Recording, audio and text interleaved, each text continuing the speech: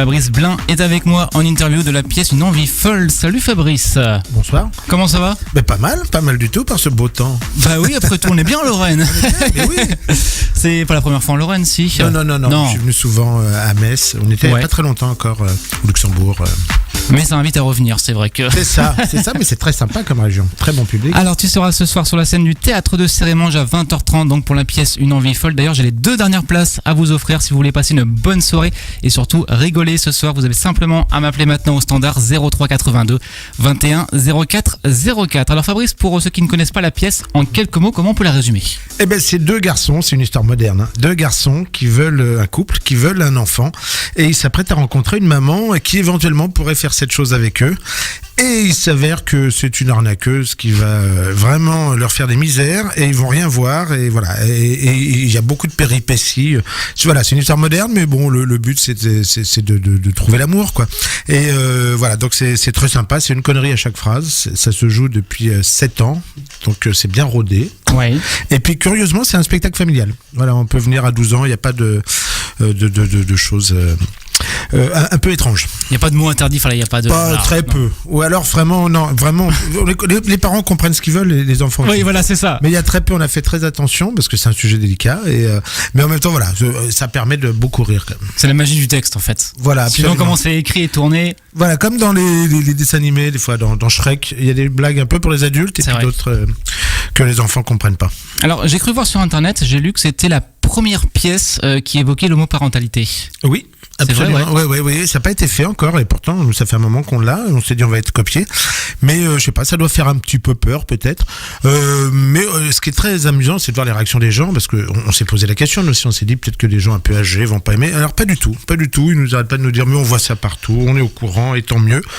Et voilà, et puis mais c'est du coup c'est la première et elle n'a pas été rejointe encore. Parce que on le dit, t'es l'un des créateurs en fait de cette pièce. Oui, je crois que t'allais dire je suis homosexuel, pas du tout. Non. C'était drôle. Ça aurait pu, mais non. Et donc t'as écrit, voilà. J'ai écrit mes pièces comme ça. On n'est jamais mieux servi que par soi-même. Et puis celle-ci, voilà, je l'ai écrite avec Michel Delgado et Carole Fonfria. Et puis on est 3 sur scène, voilà, il y a mon homme, et puis il y a une charmante Cédric Claudic, et puis une charmante comédienne qui va jouer Juliette, qui va nous embobiner, qui est jouée par Tania Assi. Alors tu nous le disais, ça fait 7 ans que la pièce est créée. À l'époque, on en parlait beaucoup moins de l'homoparentalité, c'était peut-être moins et plus tabou, entre guillemets, voilà. Absolument. Plus tabou, et maintenant on voit que alors c'est passé dans les mœurs, mais complètement. Avant, on n'avait jamais non plus eu d'histoire. Peut-être une personne qui est sortie, qu'est-ce que c'est que cette histoire de ta fiole là ? Mais c'est vraiment... jamais eu de critique ou autre, jamais, non. Non, les journalistes ont toujours été bienveillants parce qu'ils aimaient bien l'idée courageuse. Et puis à force, c'est devenu plus dans les mœurs. Et puis, on le voit. Ça, les gens nous disent, pas du tout. C'est très bien votre histoire. Voilà, ça fonctionne et on n'est pas du tout choqués ou quoi que ce soit. Et voilà, et parce que ça a évolué. Le fait avec l'humour aussi, ça peut aider, ça soulage aussi un peu, voilà. C'est notre pierre à l'édifice, dans cette histoire-là. On se dit qu'on décomplexe un peu le sujet. Voilà, 2 hommes qui veulent un enfant ou 2 femmes qui veulent un enfant.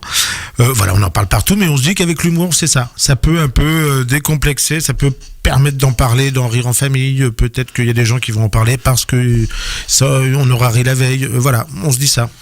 Ça permet, c'est vrai, d'en parler, voilà, avec légèreté. Avec légèreté, voilà. Ça allège le sujet, absolument. Alors, j'ai vu, si je me trompe pas, qu'il y avait eu plusieurs troupes également qui passent, les comédiens changent parfois. Comment ça se passe un petit peu les castings pour s'organiser ? On couche.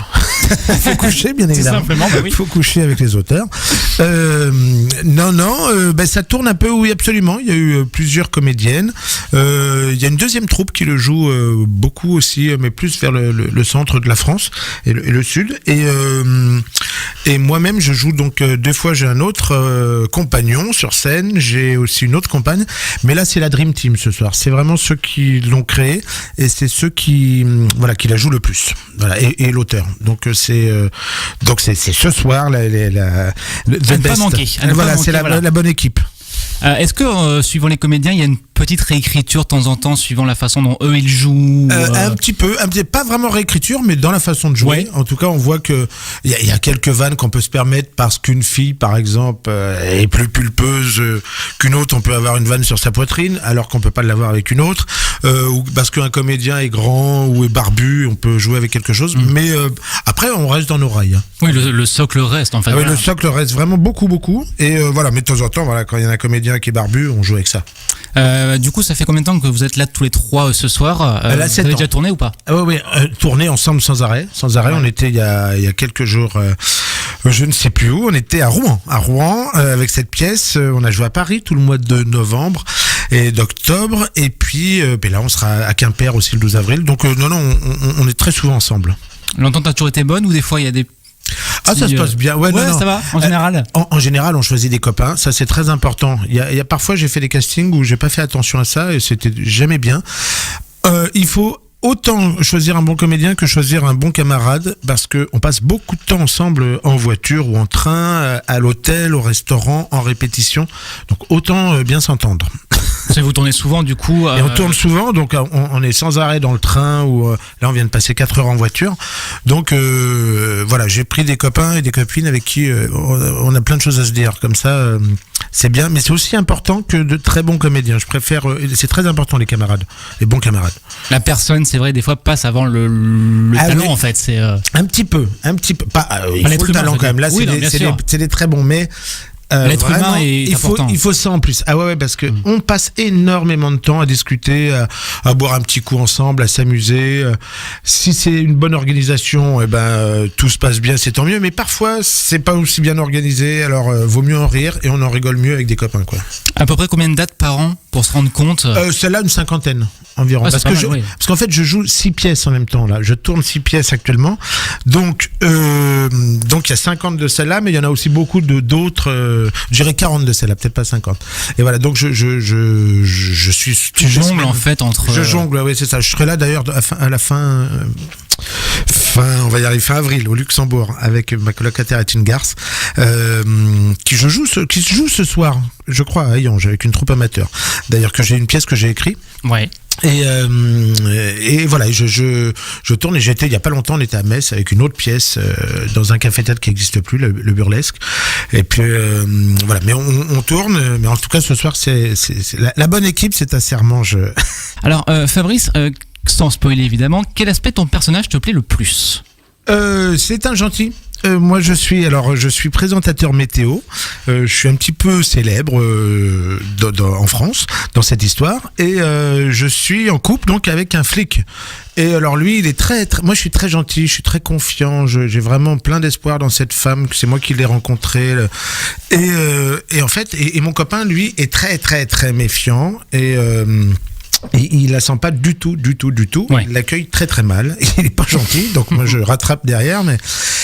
Et en plus, il cherche quelqu'un qui a un fort rapport. Il est sur une enquête et c'est quelqu'un qui a un fort rapport avec la fille qui est chez nous. Mais c'est un flic nul et il ne se rend pas compte de rien. Donc voilà. Et ça va monter crescendo, mais elle est au bord de nous faire rompre tellement elle nous divise, cette jeune femme que moi j'aime bien et que lui déteste. Alors si je te demande ta réplique préférée, Alors, est-ce qu'il y en a une spécialement qui te plaît ou il y en a une qui me fait beaucoup rire depuis pas longtemps parce qu'elle est nouvelle. Donc à un moment, la femme dit qu'elle est dans un foyer, voilà, un foyer pour jeunes femmes seules, et qu'elle nous dit, en ce moment, en plus c'est sympa, il y a plein de Yéménites. Et alors je lui dis, moi, faut mettre du produit. Et voilà, c'est-à-dire que j'ai compris que c'était une sorte de blatte ou de. Puis elle me fait non, mais pas du tout. Des Yéménites, des femmes qui viennent du Yémen. Je dis ah oui, d'accord. Voilà, celle-là me fait beaucoup rire. Et depuis longtemps. Et voilà, mais il y en a, je vais vous dire, toutes les 2 phrases tellement la jouer. On en a trouvé en cours de route qui n'étaient même pas au départ, et on en a rajouté qui sont restés quoi. C'est donc ce soir à 20h30 au théâtre Le Cérémon. Alors tu nous l'as dit tout à l'heure, tu joues plusieurs pièces en même temps en fait. Voilà. Moi, ce qui m'a toujours impressionné chez vous les comédiens, c'est de pouvoir apprendre votre texte par cœur et de le retenir en peu de temps. Mais oui, mais Comment on fait? Eh ben alors honnêtement, déjà j'ai pas trouvé la technique pour que ce soit plus simple. C'est toujours un peu compliqué. En revanche, une fois qu'on a les pièces dans la tête, ça reste dans des casiers. Et même si par exemple on la joue pas pendant un an et demi, eh bien ça revient assez vite, ça ne s'oublie pas. Et puis une fois qu'on est parti sur une pièce, qu'on a démarré une pièce, on est dans cette histoire-là, ça ne se mélange pas non plus, ça s'embrouille pas. Non, on a un super cerveau avec des casiers, quoi. Et non, ce qui est en revanche compliqué parfois, c'est d'apprendre les textes. Ça, à chaque fois, c'est une tannée. Je cherche sur Internet voir s'il n'y a pas une technique. Mais oui, c'est ça, parce que moi je me souviens à l'école, et je suis sûr qu'il y a plein d'étudiants qui aimeraient avoir une technique spéciale pour apprendre les cours, pour apprendre des poésies, les pour formules mathématiques. Voilà. Et si on cherche, voilà, et non, il n'y a pas. Alors chaque année, il y a une appli qui vous aide à apprendre vos pièces de théâtre plus vite. Pas du tout en fait. Il y a un moment, il faut s'y coller, il faut répéter avec ce qu'on appelle des italiennes avec ses camarades, et ça rentre à force. Mais chaque année, j'apprends une nouvelle pièce, et à chaque année, c'est une tannée. Mon Dieu. Combien de temps pour apprendre à peu près une pièce? C'est quoi, ça se compte en pages? Ouais, c'est ça. En pages, c'est en général une cinquantaine de pages, 60 pages. Donc, mais je suis pas tout seul à parler. Donc, mais il faut quand même que tu apprennes ce que disent les autres pour savoir quand tu vas parler. Alors, ce que disent les autres me rappelle ce que je dois dire aussi. Ouais. Donc, tout ça s'imbrique, mais il faut à peu près, on va dire, 1 mois et demi pour commencer à pouvoir la jouer. Il faudrait, moi, je sais qu'il y a des gens qui ont besoin de 3-4 mois, il y a des gens, beaucoup moins, il y a des gens, je connais des cas, j'ai dû apprendre, comme ça m'est arrivé, de jouer une pièce avec Philippe Risoli et Nathalie Marquet, Pernaut, la femme de Jean-Pierre Pernaut, une pièce s'appelait Piège à Matignon. On m'a appelé une semaine avant. Alors j'avais 20 pages à apprendre, j'étais pas là pendant toute la pièce, mais bon là j'avais qu'une semaine, bon il a fallu l'apprendre et répéter, et j'ai eu tellement peur que je me suis pas planté, j'avais tellement la pression, je dormais plus de la nuit, mais ça s'est bien passé parce que la première était devant 1000 personnes à Biarritz. Et ça a été, mais j'ai eu peur. C'était pas évident, ouais. Concentration maximum, c'est un trac affreux. Voilà. Et puis d'autres fois, voilà, où on te dit, tu démarres le 15 janvier. En fait, non, tu démarres le 1er.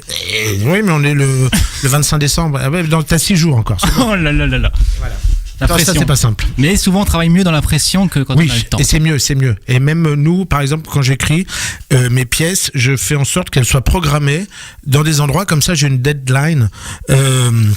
Et comme ça, je suis obligé de la finir, je suis obligé de la prendre, je suis obligé de savoir la jouer. Il n'y a pas le choix. Elle est programmée. Il y a déjà on fait l'affiche avant de finir la pièce parfois, parce qu'il faut prendre de l'avance pour les programmateurs. Et donc, on n'a pas le choix. Il faut qu'elle soit prête. Hein. Il n'y a pas le choix. Il faut y aller. Et on y va. Du coup, c'est bien. Il faut se mettre la pression. On en parlait tout à l'heure. Tu joues dans plusieurs pièces. Tu nous dis qu'apprendre finalement, ça se fait. Ouais. Est-ce que tu as quand même une fois sur scène, tu t'es planté de ligne ou tu as zappé un passage ou Ah oui. On a surtout quand on est 3 ou 4.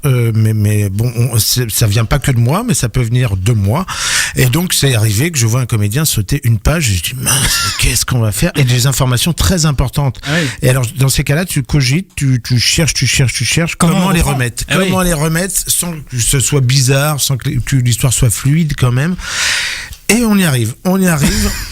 Mais parfois, le comédien ne s'est absolument pas rendu compte qu'il a sauté, lui, quelque chose de très important. T'es tout seul à cogiter, à chercher, et lui ne le voit pas, il se rend compte que quand tu commences à revenir un peu en arrière. Voilà. Mais ça arrive. Et puis après, il est arrivé tout, comme je joue beaucoup au théâtre quand même, il est arrivé beaucoup de choses sur scène, des pannes électriques, des tas d'imprévus, qu'il a fallu gérer, mais on s'en sort. On s'en sort toujours. Le public est sympa. Quand on a du métier, on panique pas trop. On essaye on se dit, écoutez, il y a un problème. Sinon, on essaye de jouer, de continuer, que ça ne se voit pas.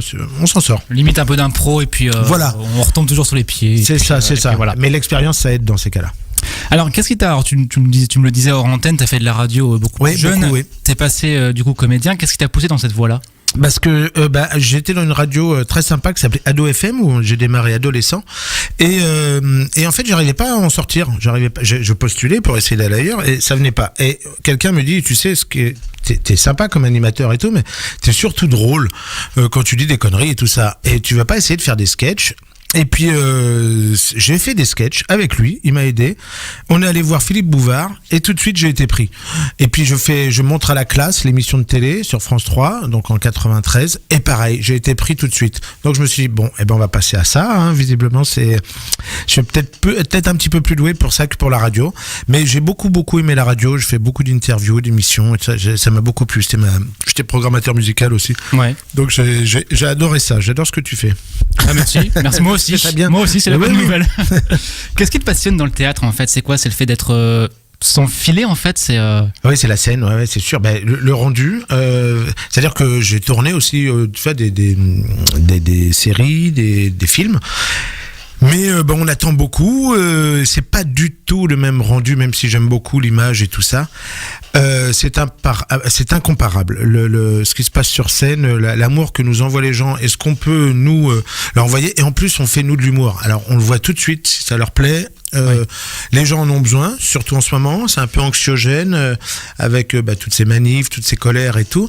Donc on le sent là, les gens, ils ont vraiment envie de se marrer. Et donc on se dit, on sert à quelque chose. Et ça, c'est ça le plus important, quoi. Et puis nous, on kiffe, quoi. C'est vrai que le cinéma, on vit pas vraiment en fait, c'est enregistré, c'est préparé, c'est monté. C'est terrible, ouais. Et puis en plus, c'est plié en un quart d'heure. Je sais pas si vous le savez, mais une fois que tu as les chiffres de la séance de 14h aux Champs-Élysées, tu sais le chiffre que va faire ton film alors que tu as travaillé depuis 2 ans dessus, tu sais qu'il va pas marcher. Des millions d'euros et tout. Voilà. Et tout, à 14h, le mercredi, jour de la sortie, tu sais que ton film est fini. Alors qu'une pièce de théâtre, tu peux toujours, quand il y a des choses, les rectifier, surtout l'humour, quoi. Donc ça change tout quand même. C'est l'avantage, le gros avantage du théâtre. Et puis la proximité, tu le disais. Voilà. Et puis on peut rectifier, ouais. Et puis les comédies, on améliore à chaque fois. C'est le but, puisque on est là pour faire rire les gens. Donc autant faire en sorte que ça rigole encore plus, quoi. Alors si jamais il y a des jeunes comédiens ou comédiennes qui nous écoutent en ce moment, quels conseils tu peux leur donner pour se lancer, pour commencer leur carrière? D'aller voir d'autres spectacles, plein de choses, plein de trucs, des pièces de théâtre, des one-man shows, de regarder même les anciens. Il y a des vidéos, on trouve tout sur YouTube. Voilà, et ça serait très très bien. Et donc ça, c'est le premier conseil que je peux leur donner. Et l'autre, c'est prendre des cours. Ceci dit, moi, j'en ai jamais pris. Donc comme quoi, on peut s'en passer. Mais ça peut rassurer quand même beaucoup de gens. Et surtout, voilà, se cultiver, surtout, il faut continuer à... Il y a tous les téléphones qui sonnent en même temps, là, je sais pas ce qui se passe. Et voilà. Tout qui sonne. Je ne sais pas pourquoi ils veulent sonner, excusez-nous. Mais voilà, donc c'est se cultiver parce que c'est important, surtout, donc de lire, de voir plein de films, voir des pièces de théâtre. Alors, dernière chose, Fabrice, admettons mise en situation ce soir 20h29, tu montes sur scène dans 1 minute, qu'est-ce qui se passe dans la tête? Alors, pour une envie folle, pas grand-chose. Je touche les fesses du comédien et elle me touche les fesses aussi, la comédienne. Et voilà, c'est notre petit rituel. On boit un petit coup avant, un petit coup de blanc ou de rouge pour chauffer pour la force, pour chauffer la machine, pour la mémoire. C'est ça. Et puis après, on y va. Voilà. Allez, on rentre. C'est moi qui rentre sur scène d'ailleurs, donc le premier. Après, faut y aller.